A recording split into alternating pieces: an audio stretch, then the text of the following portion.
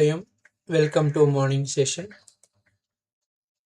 Gently kept your hands on your face for 10 seconds. 10, 9, 8, 7, 6, 5, 4, 3, 2, 1, 0.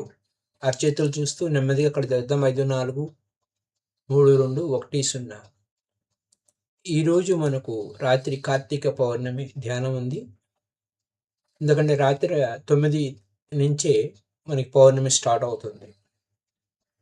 రేపు తిథి ప్రకారం పగలు సూర్యోదయం అన్నట్టు పౌర్ణమి రేపు ఉదయం చూపించిన పౌర్ణమి రాత్రి ఎక్కువ రాత్రి సమయం ఈరోజే ఉంటుంది.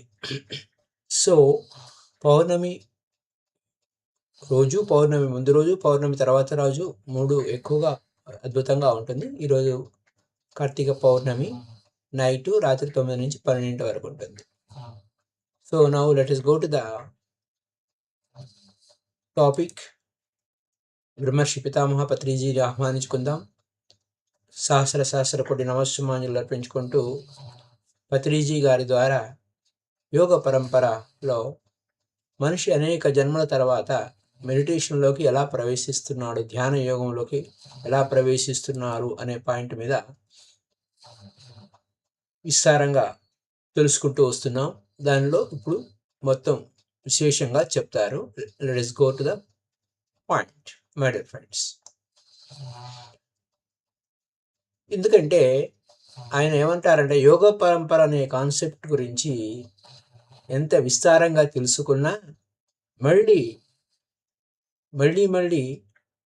రిపిటేషన్ చేయవలసిందే, మళ్ళీ వినవలసిందే, మళ్ళీ అంతా నేను చెప్తాను అని ఈరోజు కన్సైజ్ చెప్తున్నారు అన్నమాట.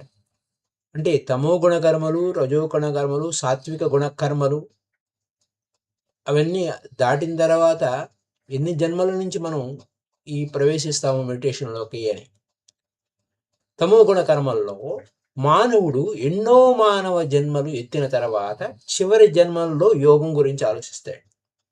ఇది కీ పాయింట్. మానవుడు ఎన్నో మానవ జన్మలు ఎత్తిన తర్వాత చివరి జన్మల్లోనే యోగం గురించి ఆలోచిస్తాడు, యోగ పరంపరలోకి వస్తాడు. మరి మొట్టమొదటి జన్మల్లో ఏ విధంగా ఉన్నాడు? రేపు ఇడ్లీ తినాలి, ఎల్లుండి దోశ తినాలి, ఆ తర్వాత నేను చికెన్ తినాలి, మటన్ తినాలని చెప్పేసి ఎంతసేపు తిండి మీదే ధ్యాస ఉంటుంది. తిండి మీదే ధ్యాస. లేకపోతే నాకు అమ్మాయి కావాలి అని చెప్పేసి భోగంలో ఉంటాడు. అది కరెక్టే, తప్పేం కాదు. కానీ అది మొట్టమొదటి స్టేజ్ మట్టుకే. మానవుడి జన్మ పరంపరలో రజోగుణ కర్మల్లో కొన్ని జన్మ పరంపరలో రజోగుణంలో వస్తాడు. రావణాసురులాగా అందరినీ చీల్చి చెండాడుతుంటాడు. అందరూ వీడి కాళ్ళకే మొక్కాలి అంటాడు. నేను ఒక్కడనే ఎమ్మెల్యే కావాలి, నేనే ఎంపీ కావాలి, పక్కవాడి కాకూడదు అంటాడు. వాడు ఎందుకు అవ్వాలి? వాడికన్నా నాకే అధికారం ఉండాలని చెప్పి వాడిని చంపేస్తూ ఉంటాడు. వాడి మీద రకరకాల బాంబులు వేస్తూ ఉంటాడు. ఎందుకంటే వీడికే అధికారం కావాలి. ఈ యొక్క వ్యవహారాలు మనకి ప్రపంచవ్యాప్తంగా ఎప్పుడూ నడుస్తూనే ఉన్నాయి. అందుకు వాడు ప్రాణాలతో బతకూడదట. చూసారా ఎంతటి బాధాకరమో. ప్రతి రాముడు కూడా ఒకప్పుడు రావణాసురుడిగా ఉన్నవాడే. అంటే క్రమక్రమంగా ఎదుగుతాడు, మారిపోతుంటాడు. ప్రతి రావణాసురుడు కూడా తర్వాత జన్మలో రాముడైన వాడే అని గుర్తించుకోవాలి.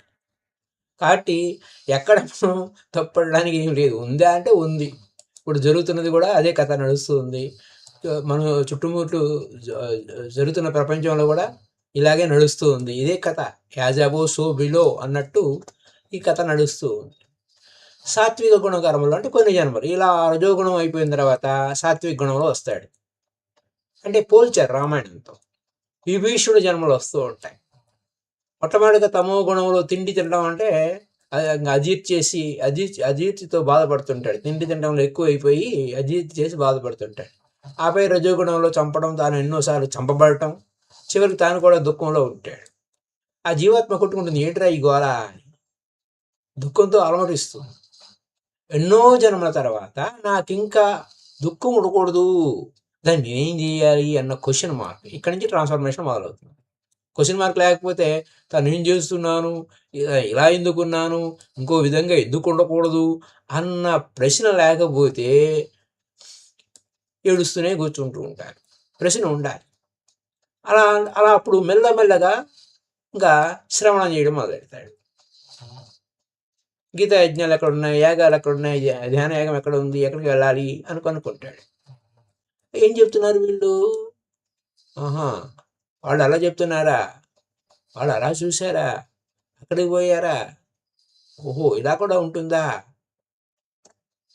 అన్న విషయం అర్థమవుతుంది. నేను చెడు చేయకూడదా, నేను ఇంకా పీతలు రొయ్యలు తినకూడదా, అది చెడా, త్రోటి ప్రాణిని ప్రేమించాలా, చంపకూడదా, ఓహో అయితే ఇవాళ నుంచి నేను మాంసం మానేస్తాను అంటాడు వాడు. అండ్ చూసారా, ఇది ఫస్ట్ స్టేజ్. ఇది మనం కర్మయోగంలో చెప్పుకున్న మొదటి భాగంలో ఫస్ట్ స్టేజ్. తర్వాత ఏం జరుగుతుంది? నెక్స్ట్ పాయింట్, మెల్లగా అన్నింటినీ ప్రేమించడం మొదలు పెడతాడు. చేపలకి అన్నం పెట్టడం మొదలు పెడతాడు, కోళ్ళకి అన్నం పెట్టడం మొదలు పెడతాడు, తోటి మానవులకి రోజు అన్నదానం చేస్తుంటాడు, ఎవరికైనా బట్టలు లేకపోతే బట్టలు ఇస్తుంటాడు. అంటే మంచి మంచి మొదలు పెడతాడు స్టేజ్ బిలో. తర్వాత ఏం చేస్తాడు? ఫలితాన్ని ఆశించకుండా ఉండడం. ఇది కొంచెం కష్టం. ఇది ట్రాన్స్ఫర్మేషన్ కావాలనుకున్నవాడు, త్వరగా ఈ జన్మ నుంచి వదిలించుకోవాలనుకున్నవాడు ఈ కష్టమైన ఎత్తుకుని తిరగాల్సిందే. ఏంటి? ఫలితాన్ని ఆశించకుండా ఉండడం. ఫలితాన్ని ఆశిస్తే ఇరుక్కుపోతాడు, అక్కడ ఎదుగుదల ఉండదు. ఏ పనైనా సరే, ఇంట్లో పనైనా సరే, బయట పనైనా సరే, వీధిలో పనైనా సరే, ఆధ్యాత్మికంగా అయినా సరే, దేన్ని ఆశించకూడదు, ఫలితాన్ని ఆశించకూడదు. నేను ఇంత పని చేస్తున్నాను, నాకేం గౌరవం ఇచ్చింది, నాకేం మర్యాదలు ఇచ్చారు, అలా చేశారు, ఇలా చేశారు అని ఇరుక్కోకూడదు. మిగతా విషయాలు అన్ని పక్క పెట్టేయాలి. కొంచెం కష్టంగానే ఉంటుంది ఆశించకుండా ఉండటం, కానీ వదిలించుకోవడం అనేది గొప్ప పని. కానీ మెల్లమెల్లగా ఎదుగుతుంది కదా ఆత్మ, అన్నీ సాధిస్తుంది. గట్టి పట్టు పట్టరాదు, పట్టి విడవరాదు, పట్టు పట్టినేని బీగ పట్టవలయు, పట్టు పట్టినేని బిగే పట్టవాలి, పట్టి విడుచుట కంటే పడి చొచ్చుట మేలు గదరా అని చెబుతూ ఉంటారు. మరి అలాంటప్పుడు ఇక్కడ ఏమవుతుంది? గట్టి పట్టు పట్టాలి. గట్టి పట్టు పడితే ఏం జరుగుతుంది? ఏ ఫలితాన్ని ఆశించకుండా ఉండడం అనేది ఇది గొప్ప సంగతి. ఎక్కడ ఇరుక్కోకూడదు. నేను పని చేశాను, కష్టపడ్డాను, నేను అంత మంచి పని చేశాను, నాకు పేరు రాలేదు, అది ఇది అని ఏ గోలలో ఇరుక్కోకుండా బయటపట్టుకోవచ్చు హాయిగా. అయితే ఇలా నేను అనేది లేకుండా చేసుకుంటాడు. తెలిసిన తర్వాత ఇంకేంటి? అక్కడక్కడ పడుతూ ఉంటాడు. ఓ పిల్లవాడు నడక నడుచుకునేటప్పుడు తప్పటడుగులు వేస్తున్నప్పుడు కింద పడుతూ లేస్తాడు, అయినా ప్రయత్నించి లేచి నడవటం ఎలా మొదలు పెడతాడో, నువ్వు ఫలితం ఆశించకుండా అరే నేను మళ్ళీ నా పరిస్థితి ఏమిటి, నేను ఫలితం ఆశిస్తున్నానా అన్న క్వశ్చన్ మార్క్తో మొదలవుతుంది. కొన్ని రోజులకి నేను అనేది లేకుండా చేసుకుంటాడు. ఇలా కర్మయోగం మొదటి భాగంలో కొన్ని జన్మలు అయిపోయిన తర్వాత మళ్ళీ జ్ఞానయోగం మొదటి భాగంలో వస్తాడు. జ్ఞానయోగంలో ఏమిటి? ఉన్నదంతా ఆత్మే. నేనే ఆత్మ, నేను శరీరాన్ని కాదు, ఆత్మనా, ఓహో అయం ఆత్మ, నేను ఆత్మని అని మనం చేసుకుంటాడు. నేను ఆత్మని, నేను ఆత్మని ఆత్మగా జీవించడం మొదలు పెడతాడు. అయితే ఇక్కడ ఆత్మగా జీవించడం అనే పాయింట్కి వస్తే, చనిపోతే శరీరమే పోయింది, శరీరం చచ్చిపోయింది, ఆత్మగా నేను ఎప్పుడూ ఉంటాను ఈ కాన్షియస్లో ఉంటాడు. ఈ కాన్షియస్లో, ఈ చైతన్యంలో, ఈ ఎరుకులో ఉన్నవాడు బాధపడ్డాడు. అలా అంతకు పూర్వం బాధపడిన వీడే ఇంకోటి చెప్తూ ఉంటాడు. ఇది జ్ఞానయోగం ఫస్ట్ స్టేజ్. ఆత్మను చూసాడా? చూడలేదు. ధ్యానం చేశాడా? చేయలేదు. జీవచక్షు ఉందా? లేదు. కానీ ఆత్మ ఉందని జ్ఞానపరంగా తెలుసుకున్నాడంతే, అనుభవంలోకి రాలే. కానీ ఆ తెలుసుకున్న జ్ఞానంలో జీవించడం మొదలు పెడుతున్నాడు. ఇంకా అదొకటి తెలిసిందా, పరలోకాలు ఉన్నాయన్న జ్ఞానపరంగా తెలుసుకున్నాడు. ఆ విధమైన అవగాహనతో జీవిస్తున్నాడు. పరలోకాలు తాను స్వయంగా చూడలేదు. తను స్వయంగా చూసి ఉంటే జ్ఞానయుగం రెండో భాగంలో ఉండేవాడు. తీరి తెలుసు. యోగ ముఖత అంటే యోగులు వారు ముఖతః గ్రంథ సహితంగా తెలుసుకున్నాడు. దాన్ని విని హాయిగా అబ్బా బాగుందిరా ఆయన జీవిస్తున్నాడు, కానీ జ్ఞాన యోగంలో జీవిస్తున్నాడు, కానీ మొదటి భాగంలోనే ఉన్నాడు, ఫస్ట్ స్టేజ్లోనే ఉన్నాడు. ఇలా ఇలా వాళ్ళ కొన్ని జన్మలు అయిపోతాయండి, అదొకటి గోల వినడంలోనే. అంటే అందుకోసమే మన భారతదేశంలో విస్తారంగా అందరికీ అన్నీ తెలుసు కానీ థియరిటికల్గా తెలుసు. ఇలా కొన్ని జన్మలు అయిపోయిన తర్వాత పరోక్షంగా ఉన్న జ్ఞానంతో వాడు ఇష్టపడ్డబే ఎవరో చెప్పింది నేను ఎలా వినాలి, నాకు ప్రత్యక్ష జ్ఞానం కావాలి, ఎవరో చెప్తే అవునో కాదు నేను తెలుసుకోవాలి, ఏది గుడ్డిగా నమ్మకూడదు, డూయింగ్ ఈజ్ ఓన్లీ నోయింగ్, నేను కూడా చూడాలి, చనిపోయిన తర్వాత ఏమవుతుంది అన్నది స్వయంగా చూడాలి అన్నప్పుడు మెడిటేషన్ ప్రారంభమవుతుంది. ఈ విధంగా ఎన్నో జన్మల తర్వాత మానవుడు ఏ విధంగా కళ్ళు రెండు మూసుకోవడం కూర్చున్నాడో చూడండి. మనం మెడిటేషన్లో ఉన్నాము, మెడిటేషన్లోకి వచ్చినాము అంటే అది ఎంతో గొప్ప. ఎన్నో జన్మల తర్వాత కానీ మనం ఇక్కడికి రాలేదు. రెండు కళ్ళు మూసుకుని కూర్చుంటాడు. అందరితో తనే స్వయంగా చెప్తా, ఓహో నువ్వు చూడదలుచుకున్నావా, అయితే రెండు కళ్ళు మూసుకో అంటాడు. ఎందుకంటే తను చూడదలుచుకున్నాడు, తను కళ్ళు రెండు మూసుకున్నాడు, చూస్తున్నాడు. శ్వాస మీద ధ్యాస పెట్టు అంటాడు. అవతలవాడు కొన్ని రోజులు పెడతాడు. ఆ తర్వాత అతనేమొస్తాడు, నాకు మైండ్ కుదరటం లేదండి అంటాడు. నిజమే, ఏ పనైనా మొట్టమొదటి నేర్చుకునేటప్పుడు అన్నీ అవకతవకలుగానే ఉంటాయి. ఉదాహరణకి ప్రతిసారి క్రికెట్ గురించి చెబుతూ బౌలింగ్ చేస్తున్నాం అనుకోండి, బాల్ వికెట్ మీద పోతుంది, వైడ్ పోతుంది, ఆ పక్క పోతుంది, ఒక పక్క జరిగితే ఒక పక్క వెళ్ళిపోతుంది. మెల్లమెల్లగా రోజు ప్రాక్టీస్ చేయడం, క్రమక్రమంగా బాల్ వికెట్ల మీదకి పోతుంది. అలాగే రోజు అభ్యాసం చేయి, కళ్ళు రెండు మూసుకో అంటే మూడు విషయాలు చెప్తూ ఉంటాయి. ఇన్స్టాగ్రామ్లో మొన్న చూశాను. ప్రతిసారి పెద్ద అమ్మాయి గారు ఏం చెప్పారంటే 3 విషయాలు ఖచ్చితంగా చేయాలి. మెడిటేషన్ చేయాలి, రోజు గంట మెడిటేషన్ చేయాలి, గంట స్వాధ్యాయం చేయాలి. అది అంటే బుక్ రీడింగ్. గంట మెడిటేషన్ చేయాలి. ప్రతిసారి మన స్టైల్ ఆయన ఏం చెప్పాడు, 3 అవర్స్ మెడిటేషన్, 2 అవర్స్ స్వాధ్యాయ, 1 అవర్ సజ్జన సాంగత్యం. చూడండి ఎలా ఉందో. 3 గంటల మెడిటేషన్, 2 గంటల స్వాధ్యాయం, 1 గంట సజ్జన సాంగత్యం. ఈ విధంగా అయితే మనకి మేడం గారు ఇంకా తక్కువ చెప్పి ఇలా అన్నా చేయండి, ఖచ్చితంగా మిస్ అవ్వద్దు, ప్రతిరోజు గంట ధ్యానం చేయండి, 1 గంట అంటే మెడిటేషన్ చేయండి. నువ్వు గంట చేస్తావు, 2 గంటలు చేస్తావు, అది నీ ఇష్టం. కానీ మెడిటేషన్ తర్వాత బుక్ రీడింగ్ చేయండి, పుస్తకాలు చదవండి. తర్వాత ఆ రోజు నేనేం చేశాను రివ్యూ చేసుకోండి. ఎంత ధ్యానం చేశాను, ఏ పుస్తకం చదివాను, ఆ పుస్తకంలో ఉన్న జ్ఞానాన్ని నేను ఏ విధంగా నా జీవితంలోకి తెచ్చుకుంటున్నాను, అభ్యాసంలో తెచ్చుకుంటున్నాను. అందుకోసం రోజు అభ్యాసం చేయాలి. కళ్ళు రెండు మూసుకో, మెల్లమెల్లగా అంతా వస్తుంది, మైండ్ కుదరపడుతుంది. ఎందుకు కుదరపడదు, అలా అని కూర్చోబెట్టగా అవునండి నా మైండ్ కుదరపడిపోయింది, వెరీ గుడ్, అలానే కూర్చో, మరి ఎంతో బాగుంది, అంతా బాగుంటుంది, వెరీ గుడ్, ఇంకా కూర్చో అని ఆ విధంగా కూర్చోంగా మానవుడు తొలిగా మెడిటేషన్లోకి ప్రవేశించినప్పుడు వచ్చే విషయాల గురించి చెప్తున్నారు.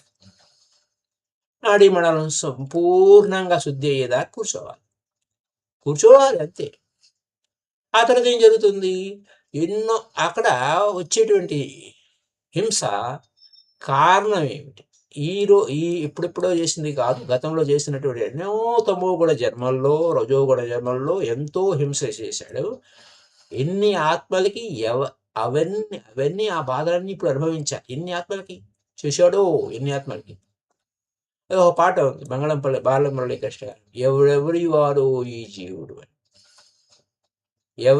ఎందరికి కొడుకుగాడో ఈ జీవుడు, ఎందరిని భ్రమింపజేశాడు, ఎందరిని ఏడిపించాడు, ఇట్లా ఉంటుంది. అన్నమాచార్య కీర్తన అయి ఉండొచ్చు. సో నాడీ మండల శుద్ధి జరగాలి. ఆ బాధలన్నింటినీ కుండలిని పెయిన్స్ అంటారు, డెలివరీ పెయిన్స్ అని అంటారు.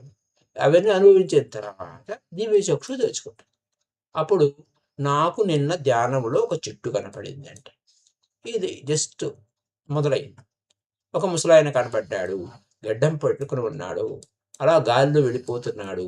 చాలామంది అవునా చూసావా, ఇంకా బాగా చూడటం అభ్యాసం చేయి, మసగమసగ్గా చూశారండి, మళ్ళీ మళ్ళీ కూర్చో, ఇంకాస్త శుద్ధంగా చూస్తావు, ఇంకొంచెం ఎనర్జీ తీసుకుంటే ఇంకొంచెం క్లియర్గా చూస్తావు, ఇలా మొదలు పెడతాడు. చనిపోయిన నా తల్లి వచ్చిందండి, నా పక్కనే కూర్చుంది, నాకు అన్నం తినిపించింది అన్నాడు. గుంతకల్లో ఒక మాస్టర్, ఓ అన్నం తినిపించిందా, ఓ వెరీ గుడ్, ఆ తల్లి కనిపించి మాంసం తినకు నాయనా అని చెప్పిందండి. అంటే వెంటనే మర్నాటి నుంచి మాంసం తినడం మానేసి, ఆయన Guntakal pyramid master, film distributor Veerareddy గారని పితామహ పత్రిజీ సార్ చెప్తారు. ఈ విధంగా మనకు ధ్యానంలో అనుభవాలు రావడం మొదలెడతాయి. ఈ విధంగా ఆయన అంటే తన వర్తమాన జన్మ గురించి చెప్తూ, నేను ఒక బ్రాహ్మణుల ఇంట్లో పుట్టాను, నా గత జన్మలో నేను ఒక ముస్లిం సూఫీ, ఒక మాస్టరు గోల్కొండ దగ్గర ఉండేవాడిని, అంతకుముందు జన్మలో నేను ఒరిస్సాలో పుట్టాను, అంతకుముందు జన్మలో నేను అమెరికాలో పుట్టాను, ఇలా నా జన్మలన్నీ నాకు తెలుసు అన్నారు. రైట్. ఈ విధంగా ఆ దివ్య చక్షులతో ప్రతి ఒక్కళ్ళు కూడా ఈ జన్మ పరంపర మొట్టమొదటి జన్మ నుండి అన్ని జన్మలు చూసుకుంటూ ఓహో నేను ఆడగా పుట్టానా, మగగా పుట్టానా, రాజుగా పుట్టానా, పేదగా పుట్టానా, ఇండియాలో పుట్టానా, అమెరికాలో పుట్టానా, కొన్ని జన్మలు హిందువుగా ఉన్నానా, కొన్ని జన్మలు ముస్లింగా ఉన్నానా, ఇవన్నీ తెలుసుకొని పక్కపక్క నవ్వుకుంటాడు. అప్పటి నుంచి వాడి జీవితంలో నవ్వు మొదలవుతుంది, దుఃఖం అంతమైపోతుంది, నిర్వాణ స్టేటస్లో ప్రవేశిస్తాడు. నిర్వాణ స్టేటస్లోకి ప్రవేశిస్తాడు, నిర్వాణ స్థితిలోకి. ఆ తర్వాత ఇంకా తాను ప్రవేశించాడు కనుక బాగుంది, ఇక అందరినీ ప్రవేశింపచేయాలి, అందరికీ ధ్యానంలోకి దించడానికి. దీనికోసం తన ఎవరిని వదిలిపెట్టాల్సిన అవసరం లేదు, ఎవరిని వదిలిపెట్టాల్సిన అవసరం లేదు, సంసారం వదిలిపెట్టాల్సిన అవసరం లేదు, భార్య పిల్లలను వదిలిపెట్టాల్సిన అవసరం లేదు. వదిలిపెట్టవలసింది ఏంటంటే అమ్మలక్కల కబుర్లు వదిలిపెట్టి తప్పనిసరిగా వెళ్ళాలి. వాడిట వీడిట అనే బొగట్ట తీయటం మానేసి ప్రతి మనిషి కూడా ఇదిగో చూడు, నువ్వు ధ్యానం చేయి, నేను ధ్యానం చేస్తాను, వేరే వాళ్ళ గురించి ఏమి మాట్లాడకూడదు. వాడిట వీడిట అనే బొగట్ట తీయటం మానే ప్రతి మనిషి కూడా. అది భయంకరమైన క్యాన్సర్ వ్యాధి అంటారు పితామహ పత్రిజీ. సో ఇది వాడిట వీడిట కాదు, నువ్వు ధ్యానం చేయి, నేను ధ్యానం చేస్తాను, నా దివ్య చక్షు తెలుసుకుంది, నువ్వు కూడా చెయ్యి, నీకు కూడా కూర్చో, నువ్వు కూడా కూర్చో అని అందరినీ ప్రోత్సహించేలా తన జీవితాన్ని మలుచుకుంటాడు. ఇదే బుద్ధ జీవితం, అదే బుద్ధ జీవితం, అదే జీసస్ జీవితం. కనుక యోగ పరంపర కాన్సెప్ట్ ఏంటంటే, దీని గురించి మనం విస్తారంగా ఇక్కడ తెలుసుకుంటున్నాం. ఒక్కొక్క యోగ స్థితిలో తెలివైన వాడైతే ఒక జన్మలో ముగించుకోవచ్చు, ఇవన్నీ ఎన్నో జన్మలు ఎత్తాల్సిన అవసరం లేదు. తెలివైన వాడితే ఏం చేయొచ్చు, ఒక జన్మలోనే పటాపట్. కొంచెం తెలివి ఎక్కువగా ఉన్నవాడైతే కొన్ని జన్మలు కొంచెం తెలివి తక్కువ ఉంటే ఎక్కువ కొన్ని జన్మలు తీసుకుంటాడు, ఎక్కువ జన్మలు తీసుకోడు. కానీ తెలివి ఎక్కువ వాడైతే ఒక్క జన్మలోనే ముగించేయచ్చు. చైతన్య మహానుభావుడు 3 జన్మలు ఉంటాయన్నాడు. ఒకటి మూడు జన్మలు, కానీ అది చెప్పడం 3 జన్మలు అన్నారు, కానీ అంటే బాలుడిగా ఉంటాము, లేదా బాల్యంగా ఉంటాము, ఆడగా ఉంటాం, మగగా ఉంటాం. ఈ ఆడ మగ అనేది ఓకే, ఆ స్థితిలోనూ బాల్యం ఉంటుంది, ఈ స్థితిలోనూ బాల్యం ఉంటుంది. అయితే తెలివైన వాడు ఏంటి, ఒక జన్మలోనే ముగించవచ్చు. ఆడగా పుట్టాలా మగగా పుట్టాలా ఇది పై వేషమే. నువ్వు పుట్టావు ముగించేయి అంతే. ఆడగా పుట్టాలా మగగా పుట్టాలా అనేది ఒక లెక్క ప్రకారం ఏంటంటే ఆడగా పుట్టిన తర్వాత మగగా పుడతారు. లేదు బాకీలు తెచ్చుకోవాలంటే వరుస కూడా పడతారు. ఇలా చాలా ఉంటాయి కాన్సెప్ట్స్. అది పెద్ద సైన్స్. దాన్ని పక్క పెడదాం. ప్రతి మనిషికి సంపూర్ణ స్వేచ్ఛ. ఇలా ఎలా పుట్టాలి, ఏ విధంగా పుట్టాలి అంటే డిజైర్స్ ఏం చేస్తాయంటే మనల్ని గ్రావిటీగా పుల్ చేసి మళ్ళీ జన్మ తీసుకునేలా చేస్తాయి. ఎవరు ఇంకొకరిని నిర్దేశించరు. ఎవడు ఇంకొకరిని నిర్దేశించలేడు. మనం ఏంటంటే నువ్వు అలా చెయ్యి, నువ్వు ఇలా చెయ్యి అని నిర్దేశిస్తూ ఉంటాం. గందరగోళంలో పడిపోతూ ఉంటాం. ప్రతి మనిషికి సంపూర్ణ స్వేచ్ఛ. ఈ యొక్క జ్ఞానం నిత్య జీవితంలో వాడుకోకపోతే ఏమవుతుందంటే వాడు చేయలేదు వీడు చేయలేదు అని ఏడుస్తూ కూర్చుంటారు. ఎవడు ఇంకొకరిని నిర్దేశించలేడు. ముందు నిన్ను నువ్వు నిర్దేశించుకో. నువ్వు అనుకున్న పని నువ్వు చేస్తున్నావు. అనుకున్నది నువ్వే చెయ్యి. అనుమానం మాని చెయ్యి. నీ చెయ్యరా పై చెయ్యి అని అంటారు. నువ్వు అలా అనుకున్నవే వదిలేస్తుంటావు. ఇంకొకడేమో వాడిని ఇలా చెయ్యి అలా చేయాలని నిర్దేశిస్తున్నావు. ఇది ఎలా కుదురుతుంది? కుదరదు. ఇక్కడ పాయింట్ ఏంటంటే ప్రతి మనిషికి సంపూర్ణ స్వేచ్ఛ ఉంది. ఎవరు ఇంకొకరిని నిర్దేశించరు. ఎవడు ఇంకొకరిని నిర్దేశించలేడు. ఎవడిని వాడే కనుక్కోవాలి. ఎవడిని వాడే ఉద్ధరించుకోవాలి. ఇది key point. Why you are missing? ఒక ఆత్మ ఇంకో ఆత్మకు సూచన ఇవ్వగలదు, కానీ ఇండికేషన్ వస్తుంది సూచనప్రాయంగా. కోయిన్సిడెన్స్లు వస్తూ ఉంటాయి. తన ఆత్మశక్తిని ప్రసాదించి ఒక ఆత్మను అలా చేయించలేదు. ఎందుకని? ఎవరి హోంవర్క్ వాళ్ళే చేసుకోవాలి. ఎవరి హోంవర్క్ వాళ్ళే చేసుకోవాలి. ఎన్ని జన్మలైనా పట్టొచ్చు, ఎన్ని యుగాలైనా పట్టొచ్చు. అది ఇంకొక ఆత్మకు పట్టదు. మరి తెలివైన వాడు చేస్తాడు, ఒక జన్మ ముగించుకుంటాడు. ఈ గోలంతా ఎందుకు లంపటం? కృష్ణునికి పట్టదు, ఏ జీసస్కి పట్టదు. నువ్వు ఎన్ని జన్మలు తీసుకుంటావు అని చెప్పేసి వారికి ఏం అవసరం లేదు. అది అతని ధర్మం. చేయకపోతే మన కర్మం చెప్పేసి వదిలేయాలి. నువ్వు ఎన్ని జన్మలు తీసుకుంటున్నావు అని చెప్పేసి వదిలేయాలి. అది అతని ధర్మం. చేయకపోతే మన కర్మం. ఇది చేస్తే మన ఆనందం. భగవద్గీతలో కృష్ణుడు ఏమన్నాడు? ఉదరేదాత్మానం ఆత్మానం అవసాదయేత్. ఆత్మేవ ఆత్మనో బంధురాత్మైవ రిపురాత్మన అన్నాడు. ఉదరేదాత్మానం ఆత్మానం నా అవసాదయేత్. ఆత్మాన అంటే ఎవరిని వారు ఉద్ధరించుకోవాలి. నువ్వు దిగజార్చుకోవద్దు. నీ ఆత్మ నీకు బంధువు, నీ ఆత్మ నీకు శత్రువు అంటే ఎప్పుడు అవుతుంది? నీ ఆత్మ నీ మనసు అక్కడ. నువ్వు చేసే ఆలోచన నీకు బంధువుగా చేస్తుంది. నీ ఆలోచన నీకు బంధువుగా చేస్తుంది. నీ ఆలోచన నీకు శత్రువుగా చేస్తుంది.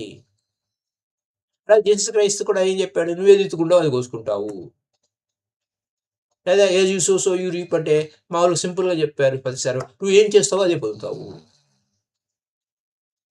ఏం చేయాలని నేను చెప్పాను, నువ్వేం చేస్తే ఏం పొందుతావో నేను చెప్పాను.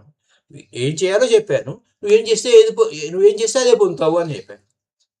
నువ్వు చేస్తావో చేయవు, ఎంత తీవ్రతతో చేస్తావు, ఎంత తీవ్రత లేకుండా చేస్తావో అది నీ ఇష్టము. ఇక్కడ ఈ యోగ పరంపర సిరీస్లో మొత్తం అంతా కూడా అపురూపమైనటువంటి జ్ఞానం. అందుకోసం ఊరికే అనలే ఇది. ఎందుకంటే ఇలా వింటాం, అలా వదిలేస్తాం. మళ్ళీ వినండి, మళ్ళీ రిపీట్ చేయండి, మళ్ళీ చదవండి, మళ్ళీ వినండి అంటున్నారు పితామహ పత్రిజీ. ఇక్కడ మొత్తం అంతా ఇక్కడే ఉంది. ఉదిరేదాత్మన నిన్ను నువ్వే ఉద్ధరించుకో. నువ్వేం చేస్తావో అది పొందుతావు. జీసస్ క్రైస్ట్ ఏం చెప్పాడు? అది సో యూ రీప్ అంటే సింపుల్ లాంగ్వేజ్లో నువ్వేం చేస్తావో అదే పొందుతావు. ఇక్కడ నువ్వేం చేయాలో చెప్పాను. నువ్వేం చేస్తే ఏం పొందుతావో నేను చెప్పాను. వేగంగా చేస్తే ఇలా పొందుతావు, లేకపోతే కొన్ని జన్మలు ఎత్తుతావు, ఇట్లా ఉంటుంది, ఎలా ఉంటుంది అన్నీ చెప్పావు. నువ్వేం చేస్తావో చెయ్యవు. ఎంత తీవ్రతతో చేస్తావో, ఎంత తీవ్రత లేకుండా చేస్తావో అది నీ ఇష్టం. నీ ఇష్టం వచ్చినట్టు చెయ్యి. ఎదే ఇచ్చిస్తో దాకురు అని చెప్పాడు కదా. కృష్ణుడు అర్జునుడికి నీ శోచన చేయాల్సింది చెప్పాడు. కనుక ఎవరిని వారే ఉద్ధరించుకోవాలి. ఎవరు ఎంత కష్టం చేస్తే అంత ఫలితం పొందుతారు. సంగీత కష్టం చేస్తే సంగీత ఫలం వస్తుంది. వ్యాపార కష్టం చేస్తే వ్యాపార ఫలం వస్తుంది. సంసార కష్టం చేస్తే సంసార ఫలం వస్తుంది. ధ్యాన కష్టం చేస్తే ధ్యాన ఫలం వస్తుంది. కష్టే ఫలి, కష్టం లేకుండా ఫలితం రాదు. కనుక ఏం చేయాలి? మెడిటేషన్ చేయాలి. మెడిటేషన్ చేయని వాళ్ళంతా ఎవరికి వారి శత్రువులు అయిపోతారు. మెడిటేషన్ చేస్తే ఎవరికి వారి బంధువులు అవుతారు. మాంసం తినేవాళ్ళంతా తమకు తాము శత్రువులు అవుతారు. మరి శాకాహారం తినేవాడు మితాహారం తినాలి. శాకాహారం తింటే సరిపోదు, మితాహారం తినాలి. శాకాహారం తినాలి, మితాహారం తినేవాళ్ళు 3 ఇడ్లీ ఆకలి ఉంటే 4 ఇడ్లీ తినకూడదు. ఈ ఈ కాన్సెప్ట్ ఎవరికి బుర్రకి ఎక్కి చావదు. తిను తిను తిను తిను అని ఏడుస్తూ ఉంటారు. 3 ఇడ్లీ ఆకలి ఉంటే 3 ఇడ్లీలతో ఆపేయాలి.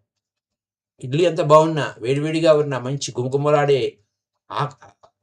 గుమగుమలాడే నెయ్యి ఉన్నా, అది ఆకలి ఎంత ఉందో అంతే తినాలి.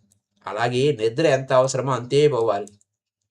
కనుక ఈ రకమైన విషయాలన్నీ కూడా పిరమిడ్ మాస్టర్లు అందరికీ తెలుసు. ఎందుకని? పితామహ పత్రిజీ మనకు నిత్యం చెప్తూనే ఉన్నాయి. పిరమిడ్ వాళ్ళందరికీ కూడా అందరికీ చక్కటి ధ్యానం నేర్పిస్తూ, తాము స్వయంగా అభ్యాసం చేస్తూ, ఎంతో ఆనందంగా, ఎంతో ఆరోగ్యంగా, హాయిగా జీవిస్తున్నారు. వాస్తవానికి ఏ మెడిసిన్ అవసరం లేదు, చేయవలసినవి చేస్తే చాలు అంటే ఇక్కడ how best you are doing. Physical fitness ఉందా? ఫిజికల్ ఫిట్నెస్ చేసుకుంటున్నావా? Physical fitness, mental fitness, that is very important. సంపూర్ణ ఆరోగ్యం వరల్డ్ హెల్త్ ఆర్గనైజేషన్ ఏం చెప్పారంటే శారీరకంగా, మానసికంగా,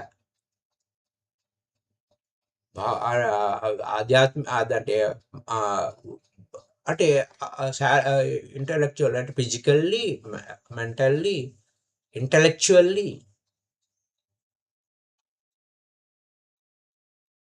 సో అంటే అలాగే ఆత్మపరంగా, ఆధ్యాత్మికంగా, స్పిరిచువల్లీ అండ్ సోషల్లీ, అంటే సంఘపరంగా. ఇది అన్ని 5. ఈ 5 కావాలి. 5 కలిస్తే మనకు సంపూర్ణ ఆరోగ్యం. కాబట్టి మనం చేయవలసింది చేస్తే చాలు. మితాహారం తింటూ, శాకాహారం తింటూ, 3 రోజులు ఫ్రిడ్జ్లో పెట్టిన సాంబార్ తినకుండా ఫ్రెష్గా ఉన్న సాంబార్ అప్పటికప్పుడు చేసుకుంటూ తినాలి. మితాహారంగా ఉండాలి. ఎక్కువ ధ్యానం చేస్తూ చక్కగా 3వ కన్ను తెరుచుకుంటూ అనేక అవలోకాలు చూసుకుంటూ ఈ విధంగా అందరికీ బోధిస్తూ గడపటమే అదే అద్భుతమైన జీవితం. అద్భుతమైన జీవితాన్ని జీవించండి. చిన్నప్పటి నుంచే ధ్యాన శిక్షణ ఇవ్వాలి. ఈ points. So my dear friends, అలాగే వాస్తవానికి చెడు అలవాటు అన్నది ఒకటే, అది మాంసం తినటం. మంచి అలవాటు అన్నది ఒకటే, ధ్యానం చేయటం. హింసా చోడియే హంస పకడే. హంస అంటే శ్వాస, ఎక్కడికి పోనక్కర్లేదు. మన శ్వాస మీద మనకి గురి కావాలి. శ్వాసే గురు, శ్వాసే గురు. Thank you very much my dear friends. మళ్ళీ రేపటి ఎపిసోడ్లో మరొక అంశం మీద కలుసుకుందాం. అలాగే ఈరోజు రాత్రి పౌర్ణమి నైటు, ఈరోజు పౌర్ణమి నైటు ఈరోజు మెడిటేషన్లో ఉంటుంది. అలాగే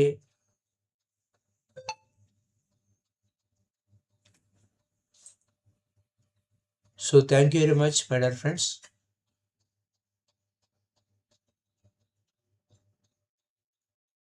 ఓకే, అలాగే పౌర్ణమి అనే పాయింట్ కోసం పౌర్ణమి నైట్ అనేక జన్మల పౌర్ణమి. ఈ పౌర్ణమి రోజు సూర్యుడు అంటే ప్రతి నెల సూర్యుడు ఒక్కొక్క రాశిలో ప్రవేశిస్తాడు. అలా రాశిలో ప్రవేశించినప్పుడు వచ్చేటువంటి 12 రాసులు, 12 రాసుల్లో ప్రవేశిస్తాడనమాట. ఒక్కొక్క రాశిలో ఒక్కొక్క నెలలో ఒక్కొక్క రాశి, అలా 12 నెలలకు ఒక రాశిలో ప్రవేశిస్తాడు. ఆ విధంగా మనకి చంద్రుడు మనకి చాలా సమీపంలోకి వస్తాడు. So thank you. నైట్ మెడిటేషన్లో తిరిగి కలుసుకుందాం. Thank you. Happy day to you all.